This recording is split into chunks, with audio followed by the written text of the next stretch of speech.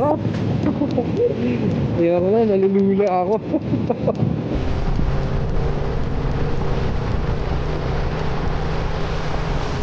So, bigyan ko kayo ng sample Nasa fourth gear ako.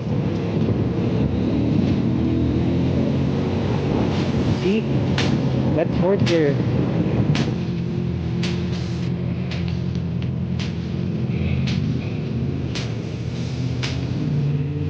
Parang nasa 400. Ano, okay na?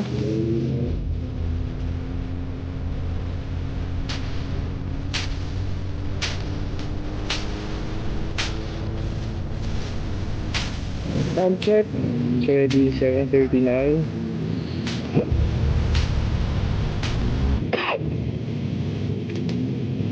Dito ano distracto bro, masih.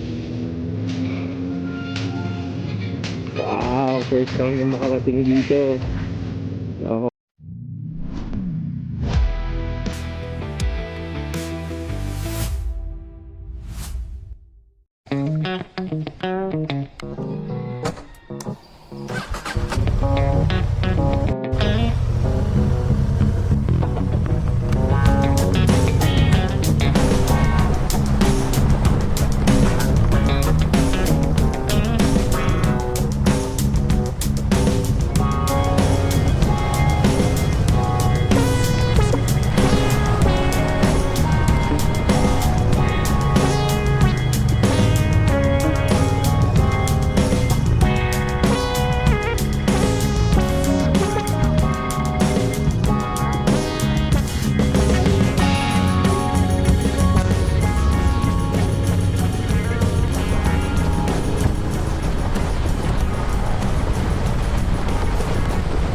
Hi Reeves, morning. So galing kami sa Metro Marilao, no? Kakalabas lang namin.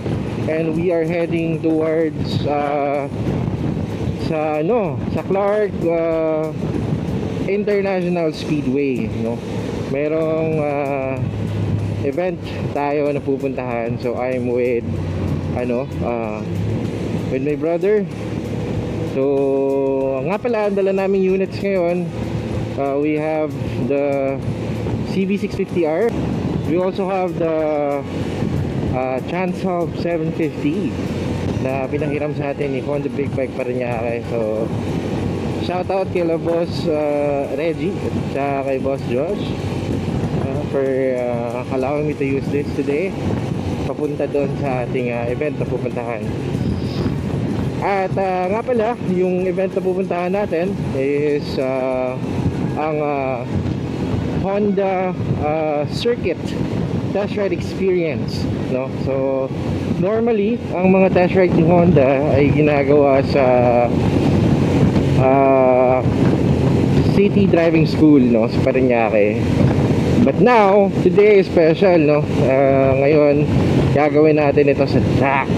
Oh my gosh, excited na kami. So ang call time doon actually is 8 AM and right now it's already 7:19 in the morning. I think kaya namang habulin. Also for this morning, i-review din natin itong Chansalp 750. So right now meron tayong 1 hour na biyahe, no, papunta doon.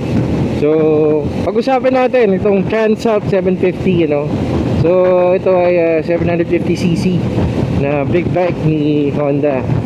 So ang kasunod na nito is yung, I guess, yung Africa Twin, di ba? Yung 1100 na makina. Tapos kapatid nito na medyo ibang type of motorcycle is si XADV, So I would compare this siguro kay XADV. So iba lang talaga yung nila, iba lang talaga yung use nila. Si ADV is just a scooter, while ito naman si Chansalp 750 is an adventure adventure bike. So first impression ko ito kay Chansalp, well, obviously, this is 750. What do you expect, diba? The power, no? So, yung power ni Transalp, no? Ang bilis ng marangkada, you know, hindi mo pa problemahin. So, bigyan ko kayo ng sample, nasa 4th gear ako. See? That's 4th gear. Without shifting, downshift tayo. Wala tayong ginawang downshift.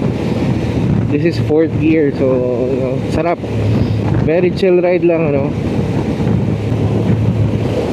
Now, if we compare this to the power of NX 500, of course, dahil 500cc lang yun, di mas sobrang laki ng lamang niya in terms of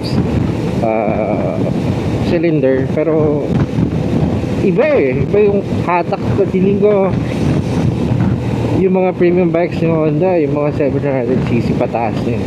I guess I would say, kung gusto niyo lang talagang performing in terms of power, kumuha kayo ng mga Honda big bikes na nasa 700cc pataas. 650 is a sweet spot, no? Maybe NX 500 is good already para sa akin. Kung papipiliin ako between this Transalp and NX 500, of course Transalp or XADV, because dahil nga sa 750cc niya.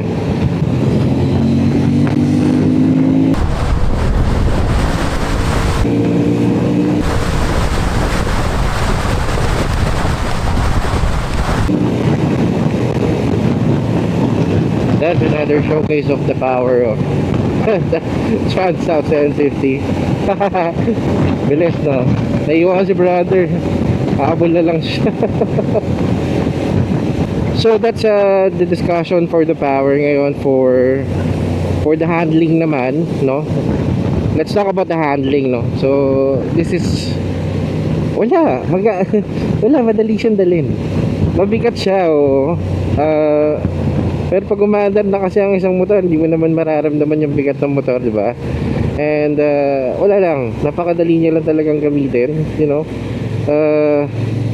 wala, yun lang ang masasabi ko.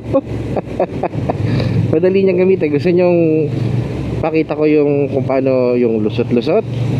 A few moments later. Medyo traffic ngayon. Nasaan kami ba traffic dito?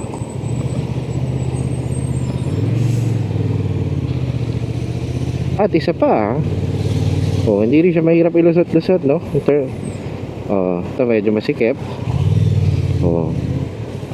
Pwede pa rin. Pero bakit traffic dito? Traffic pa talaga dito.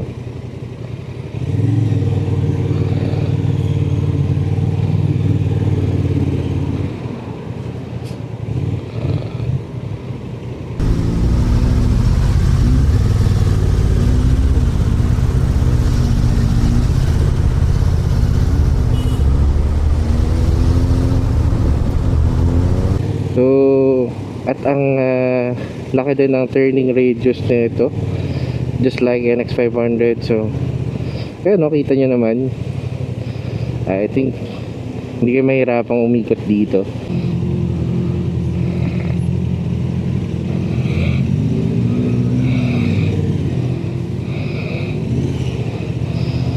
Time check, it's already 7:39.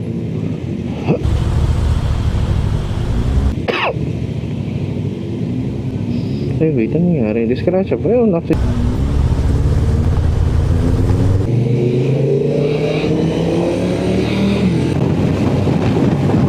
Okay, so suspension, like you said, kaya nitong daanan ng isang hams nang wala lang.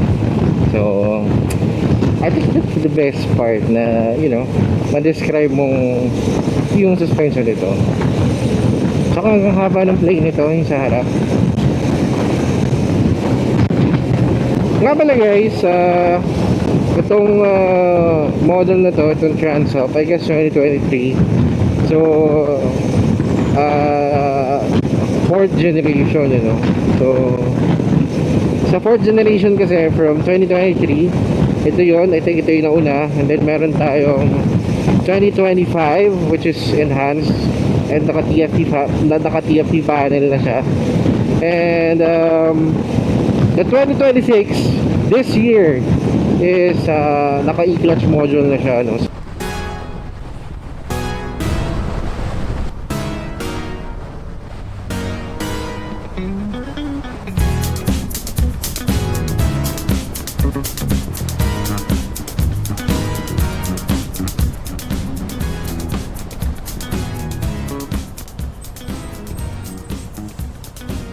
Panoorin nyo yung NX500 vlog ko, yung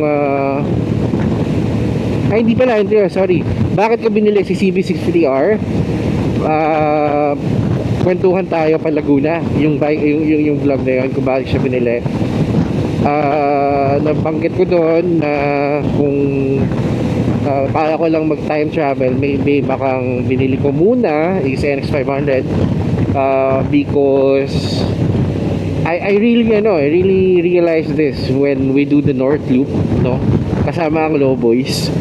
Kasi CBS good, walang problema. Pero ang ano ko lang sa kanya is matakaw sa gasolina because CB650R, I think nasa ano siya, 20 to 21 kilometers per liter, no? Pero NX500 is like around 27 kilometers per liter. So merong dagdag na 6-7 kilometers. So that's why sabi ko, if gusto ko libutin ng Pinas, dapat ata mag-adventure ako, and maybe that will be NX500. Speaking of NX500, kanina ko pa nababanggit sa Honda Big Bikes Paranaque, kung bibili kayo ngayon, and I think the discount is still ongoing naman. I think narinig ko tong discount ito bare months pa last year, and they still have it. Kung gusto mo bumili ng NX500, naka-less yan, no? Dati I think 409,000 yung price niyan, ngayon 369,000 na lang. And kung nataon nga na meron ako extra, bibili talaga ako, promise. Walang joke. So kasi pwede siya pan daily, pwede mo siyang, gusto mo mag quick getaway sa ano, sa north, dito sa norte, you can do it, ano. So you know, and also for this one sa Transalp, this is itong dala ko, the same model that I have right now sa Honda Big Bikes Paranaque. Naka-sale ito, meron tong discount of 30,000 pesos pag bumili kayo ngayon. So I think marami, you might want to check out yung Facebook page nila. Maraming units na ano, even the Fireblade, no, naka-discount yan ng I think 100,000. So kung gusto nyo ng bikes, gusto nyo mag-purchase, you want discount, go to Honda Big Bikes Paranaque.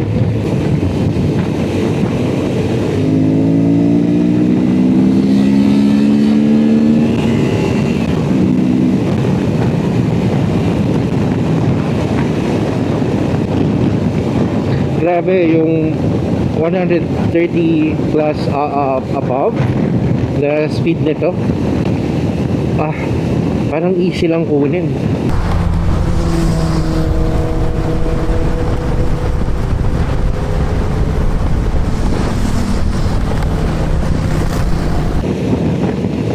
Nga pala, nakalimutan ko sabihin, right now meron akong naka sports mode ako. So meron itong different riding modes, kung makikita ninyo.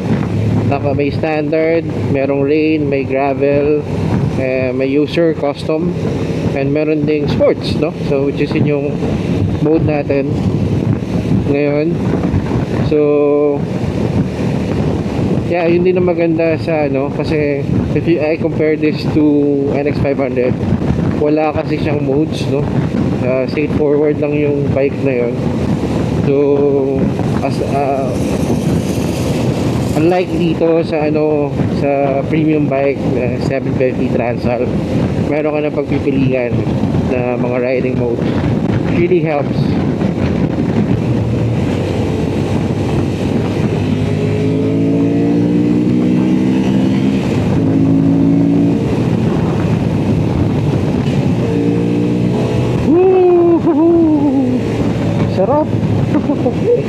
Ayoko na, nalulula ako.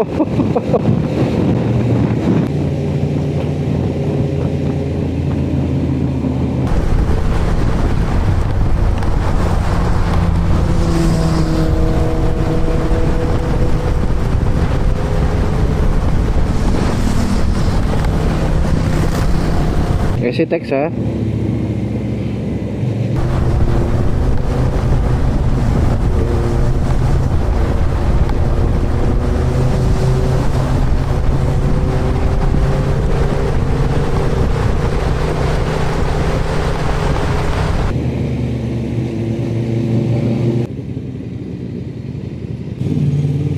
Parang nasa 400.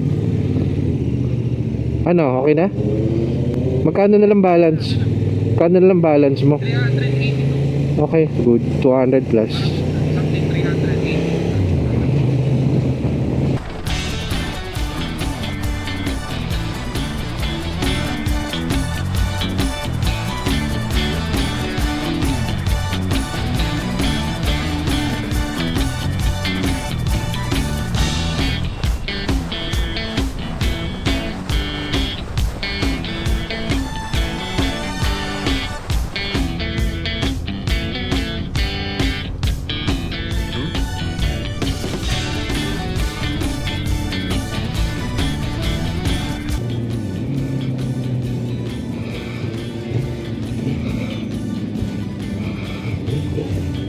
Okay, there you have it.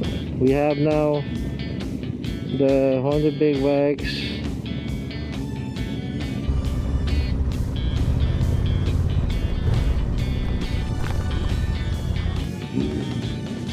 Morning.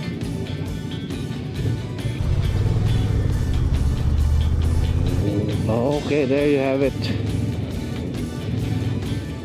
We're here now. The Honda Circuit Test Ride Experience.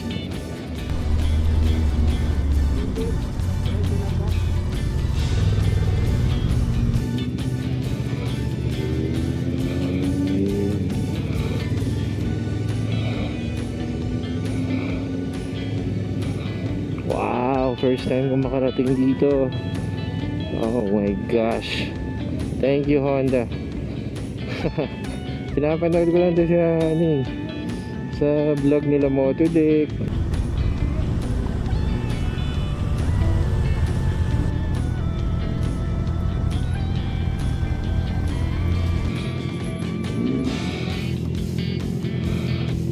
Dito ko na muna tatapusin ang ating Transalp 750 ride review. Nandito na kami ngayon sa Clark International Speedway para sa Honda Circuit Test Ride Experience. At abangan nyo yan sa susunod nating vlog. Sa mga umabot sa part na to, maraming salamat guys for watching. Kung hindi pa kayo nakasubscribe at nagustuhan nyo yung mga ganitong content, please subscribe sa ating channel, Benok TV. Pwede rin kayo mag-iwan ng comment or i-share ang video kung sinisipag kayo. Kayo, sa tingin nyo, okay ba ang Transalp 750? Leave your comments below. Thank you for watching!